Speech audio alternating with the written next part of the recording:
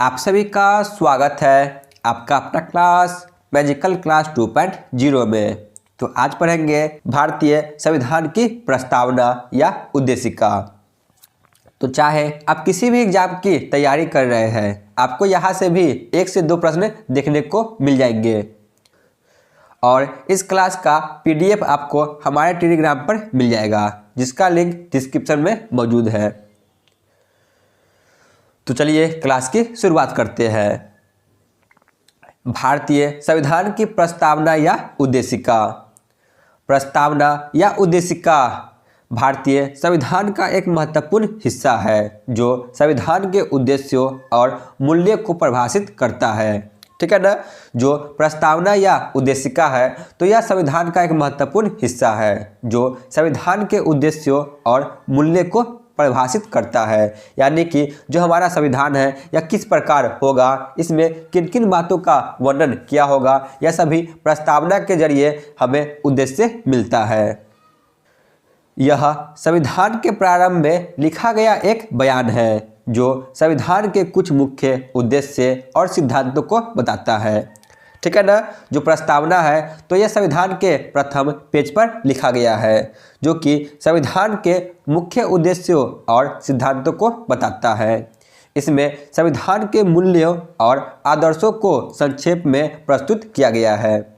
जो प्रस्तावना है तो इसमें संविधान के आदर्शों और मूल्यों के बारे में संक्षेप में बताया गया है। अभी आगे देखेंगे प्रस्तावना में किन किन बातों को रखा गया है। जो संविधान के अन्य प्रावधानों के लिए एक आधार प्रदान करता है। ठीक है ना। इनमें जो मुख्य बातें के वर्णन किया गया है तो यह संविधान के अन्य प्रावधानों के लिए एक आधार प्रदान करता है। तो चलिए आगे बढ़ते हैं। संविधान की प्रस्तावना का विचार अमेरिका के संविधान से लिया गया है। जो संविधान के प्रस्तावना का विचार है तो यह अमेरिका के संविधान से लिया गया है। वही संविधान की प्रस्तावना की भाषा यह ऑस्ट्रेलिया से लिया गया है। ठीक है ना। तो आपको कन्फ्यूजन बिल्कुल ही नहीं होना है। जो प्रस्तावना का विचार है तो यह अमेरिका से लिया गया है और प्रस्तावना की जो भाषा है तो यह ऑस्ट्रेलिया से लिया गया है। संविधान की प्रस्तावना या उद्देशिका को जवाहरलाल नेहरू ने 13 दिसंबर 1946 को संविधान सभा में प्रस्तुत किया। जो भारत का संविधान सभा 13 दिसंबर 1946 को हुआ था तो इसमें जवाहरलाल नेहरू ने उद्देशिका प्रस्ताव को पारित किया था कि हमारा जो संविधान होगा यह किन किन उद्देश्यों पे बनेगा। इस प्रस्तावना या उद्देशिका को 22 जनवरी 1947 को अपनाया गया। जो भारत की प्रस्तावना या उद्देशिका है तो यह जवाहरलाल नेहरू के द्वारा 13 दिसंबर 1946 को संविधान सभा में प्रस्तुत की गई, परंतु इसे 22 जनवरी 1947 को अपनाया गया। भारतीय संविधान की प्रस्तावना या उद्देशिका। तो चलिए प्रस्तावना को देख लेते हैं। हम भारत के लोग इस शब्द से प्रस्तावना की शुरुआत होती है और इसकी समाप्ति अंगीकृत, अधिनियमित और आत्मसमर्पित करते हैं यहाँ पे खत्म होती है। तो चलिए इसे डिटेल में देख लेते हैं। तो चलिए देख लेते हैं भारतीय संविधान की प्रस्तावना को, डिटेल में देख लेते हैं। भारतीय संविधान की प्रस्तावना में क्या क्या लिखा गया है।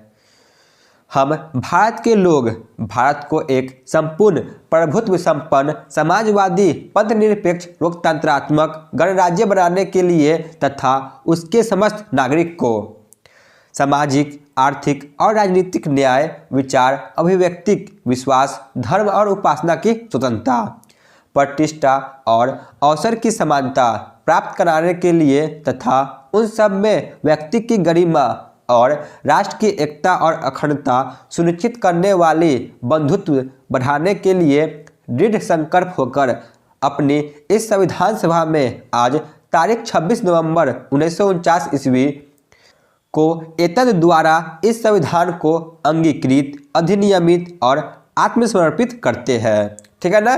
देख सकते हैं जो संविधान की प्रस्तावना है यह हम भारत के लोग से शुरू होती है और इसकी समाप्ति अंगीकृत, अधिनियमित और आत्मसमर्पित से खत्म होती है। ठीक है ना। संविधान की प्रस्तावना को संविधान की आत्मा या कुंजी कहा जाता है। जो संविधान की प्रस्तावना है तो इसे आत्मा या कुंजी कहा जाता है। नोट, ये बात को आप याद रखें। डॉक्टर भीमराव अंबेडकर ने अनुच्छेद 32 को संविधान का आत्मा कहा है। जो डॉक्टर भीमराव अंबेडकर है तो इन्होंने अनुच्छेद 32 को संविधान की आत्मा कहा है। यहाँ पे आपको एक बात को याद रखना है, यदि आपसे पूछा जाए संविधान की आत्मा किसे कहा जाता है, तब होगा भारत की प्रस्तावना। यदि वहीं पे नाम दे दे कि भीमराव अंबेडकर ने किसे संविधान की आत्मा कहा है, तब होगा अनुच्छेद 32। ठीक है ना, तो आपको कन्फ्यूजन बिल्कुल ही नहीं होना है। संविधान का स्रोत या केंद्र बिंदु भारत की जनता को माना गया है। जो भारत का संविधान है तो इसका स्रोत या केंद्र बिंदु भारत के जनता को माना गया है। भारतीय प्रस्तावना की 5 स्वरूप है। जो भारत की प्रस्तावना है तो इसकी 5 स्वरूप है। पहला है संपूर्ण प्रभुत्व और संपन्न, यानी कि भारत अपने आंतरिक एवं बाह्य मामले में किसी विदेशी सत्ता या शक्ति के अधीन नहीं है। ठीक है ना, जो भारत है या किसी भी विदेशी मामले के लिए विदेशी सत्ता या शक्ति का अधीन नहीं है, यह अपना फैसला खुद ही ले सकता है। दूसरा समाजवादी, समाज में सभी व्यक्ति को एक समान अवसर प्रदान किया जाएगा, यानी कि किसी भी व्यक्ति के साथ ऊंच नीच का वर्ताव नहीं किया जाएगा, सभी को एक समान अवसर प्रदान किया जाएगा। तीसरा पंथ निरपेक्ष या धर्म निरपेक्ष, यानी कि किसी भी धर्म को राज्य धर्म के रूप में मान्यता नहीं प्रदान की जाएगी, सभी धर्म को एक समान देखी जाएगी। ठीक है ना, धर्मनिरपेक्ष यानी कि सभी धर्म को एक समान देखी जाएगी, किसी भी धर्म को राजधर्म के रूप में मान्यता प्राप्त नहीं की जाएगी। ठीक है, भारत की प्रस्तावना के 5 स्वरूप है संपूर्ण प्रभुत्व, संपन्न, समाजवादी और पंथ निरपेक्ष या धर्मनिरपेक्ष। आगे बढ़ते हैं। चौथा है लोकतंत्रात्मक, यानी कि लोकतंत्र का अर्थ होता है जनता का शासन। जो यहाँ पे जनता है इन्हीं के द्वारा शासन चलेगा, इन्हीं के द्वारा जो प्रतिनिधि होते हैं यह चुने जाएंगे। तो जो भारत का संविधान है यह लोकतंत्रात्मक संविधान है। पांचवा है गणराज्य। भारत एक गणराज्य है, अर्थात भारत के राष्ट्रीय अध्यक्ष निर्वाचित होगा, न कि वंशानुगत होगा, यानी कि जो भी अध्यक्ष बनेंगे वह निर्वाचित होंगे, यानी कि जनता के द्वारा चुने जाएंगे। कोई भी अध्यक्ष वंशानुगत नहीं बनेंगे, यानी कि प्रधानमंत्री के बाद उनका बेटा नहीं प्रधानमंत्री बनेंगे, ये निर्वाचित होंगे। ठीक है ना, चुने जाएंगे जनता के द्वारा। प्रस्तावना में 3 तरह का न्याय की चर्चा की गई है। अभी हमने उसे देखा तो इसमें 3 प्रकार की न्याय की चर्चा की गई है। पहला सामाजिक न्याय, दूसरा आर्थिक न्याय और तीसरा राजनीतिक न्याय। इन तीनों न्याय का चर्चा भारत की प्रस्तावना में किया गया है। तो आपको एक बात को याद रखना है, इसमें धार्मिक न्याय की चर्चा नहीं की गई है।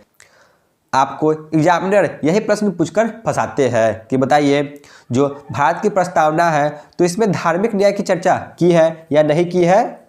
तो इसमें धार्मिक न्याय की चर्चा नहीं की गई है। इसमें 3 तरह के न्याय की चर्चा की गई है, सामाजिक न्याय, आर्थिक न्याय और राजनीतिक न्याय। अब देख लेते हैं बेरूबारी संघवाद 1960। जो बेरूबारी संघवाद 1960 है तो यह क्या है। सुप्रीम कोर्ट ने प्रस्तावना को संविधान का अंग नहीं माना। जो सुप्रीम कोर्ट है तो इन्होंने जो प्रस्तावना है इसे संविधान का अंग नहीं माना, इसे संविधान का अंग नहीं माना गया, इसीलिए इसमें संशोधन नहीं किया जाता था।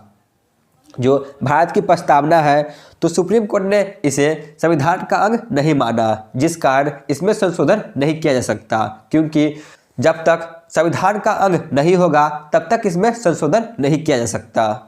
तो इसमें इसीलिए संशोधन नहीं किया गया, लेकिन आगे चलकर इसे सही कर दिया गया।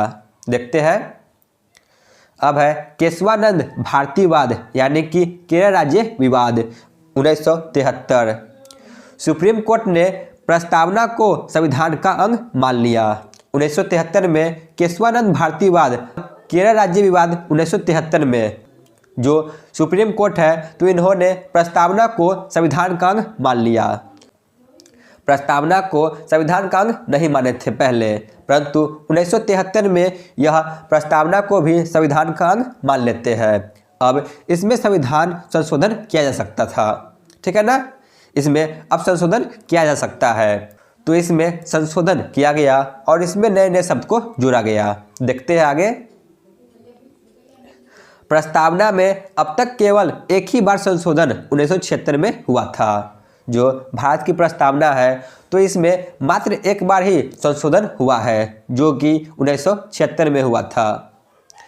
42वां संविधान संशोधन 1976 द्वारा इसमें 3 शब्द जोड़े गए। जो भारत की संविधान संशोधन हुआ था 1976 में, तो इसमें 3 शब्द को जोड़ा गया। पहला है समाजवादी, दूसरा पंथ निरपेक्ष और तीसरा राष्ट्र की अखंडता। इन तीनों शब्द को 1976 के संविधान संशोधन द्वारा जोड़ा गया, ठीक है ना। समाजवादी, पंथ निरपेक्ष और राष्ट्र की अखंडता। प्रस्तावना में भारत शब्द का प्रयोग 2 बार किया गया है।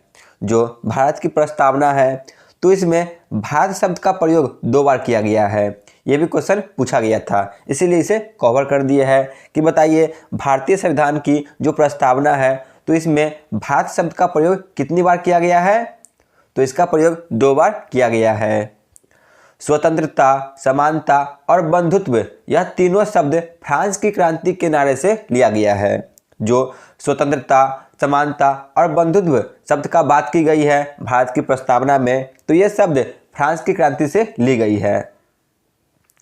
प्रस्तावना को 26 नवंबर 1949 को अंगीकृत तथा अधिनियमित करके राष्ट्र को समर्पित किया गया।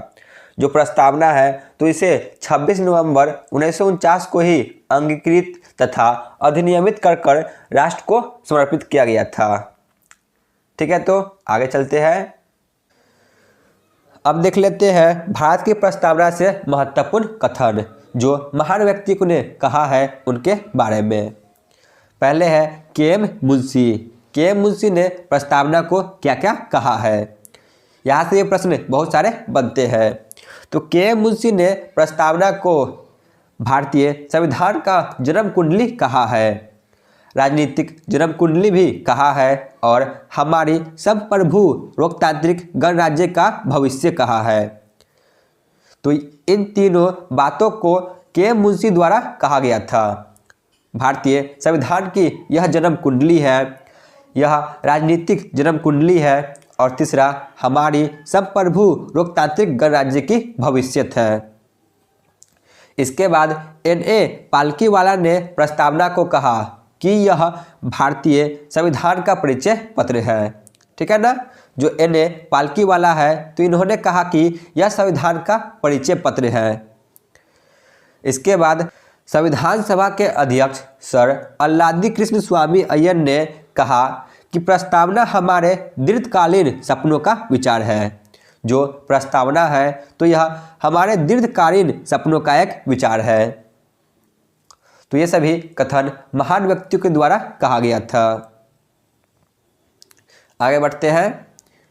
संविधान सभा के सदस्य ठाकुरदास भार्गव ने प्रस्तावना को क्या क्या कहा था। जो भारत की प्रस्तावना है तो इन्हें ठाकुरदास भार्गव ने क्या क्या कहा था, यहाँ से प्रश्न बहुत सारे बनते हैं। तो इन्होंने प्रस्तावना को संविधान का सर्वाधिक महत्वपूर्ण सम्मानित भाग माना है, यह कथन इन्होंने कहा।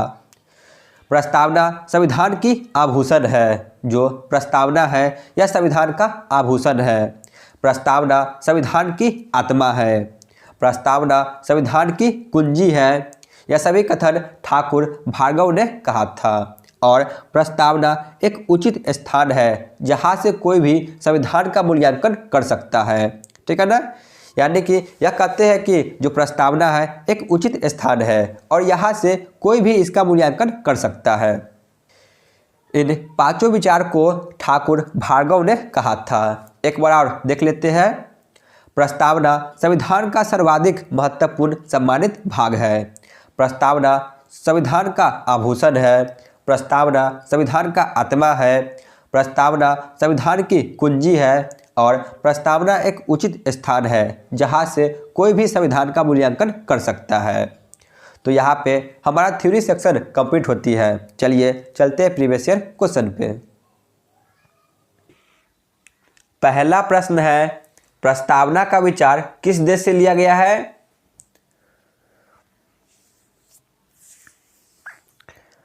प्रस्तावना का विचार ऑप्शन ए अमेरिका से लिया गया है और प्रस्तावना की भाषा ऑस्ट्रेलिया से लिया गया है। ठीक है ना, यहाँ पे प्रस्तावना का विचार पूछा गया है इसीलिए अमेरिका। क्वेश्चन नंबर 2, उद्देश्य प्रस्ताव को किसने पारित किया? तो ऑप्शन बी जवाहरलाल नेहरू ने। क्वेश्चन नंबर 3, संविधान की आत्मा किसे कहा आता है? संविधान की आत्मा भारत की प्रस्तावना को कहा आता है। Question number 4, doctor Bhimrao Ambedkar ने संविधान की आत्मा किसे कहा है? तो ऑप्शन बी अनुच्छेद 32 को। क्वेश्चन नंबर 5, प्रस्तावना में कितनी बार संशोधन किया गया है? तो ऑप्शन सी इसमें मात्र एक बार संशोधन किया गया है। निम्नलिखित में से किस न्याय की चर्चा प्रस्तावना में नहीं है? तो ऑप्शन सी धार्मिक न्याय की चर्चा प्रस्तावना में नहीं है, बाकी की ये तीनों की चर्चा इसमें है।